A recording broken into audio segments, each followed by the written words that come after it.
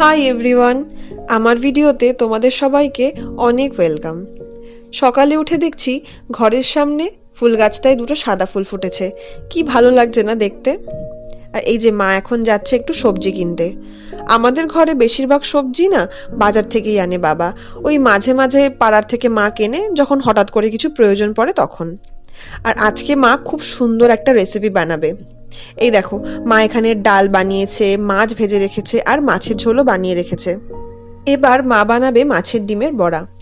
প্রথমে মাছের ডিমটাকে ভালো করে ধুয়ে নিয়েছে, আর আমি এখানে পেঁয়াজ আর লঙ্কা কেটে দিয়েছি। এবার পেঁয়াজ আর লঙ্কা কুচিটা ওই ডিমের মধ্যে দিয়ে দিতে হবে। তারপর দিতে হবে একটু নুন, আর দিতে হবে হলুদ গুঁড়ো, আর দিতে হবে কিছুটা পরিমাণ চালের গুঁড়ো, আর লাস্টে মা এখানে দিয়েছে লঙ্কার গুঁড়ো।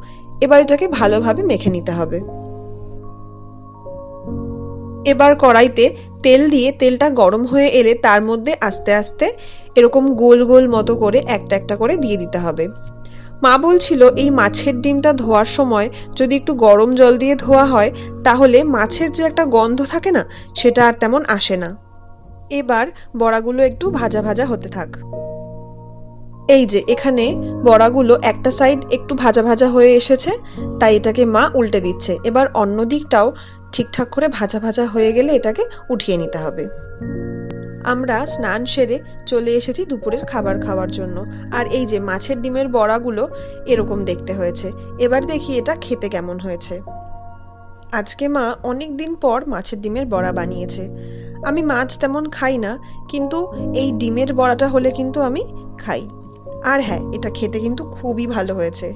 তোমরাও এরকম ভাবে বাড়িতে ট্রাই করতে পারো। আর তোমরা সবাই খুব ভালো থেকো।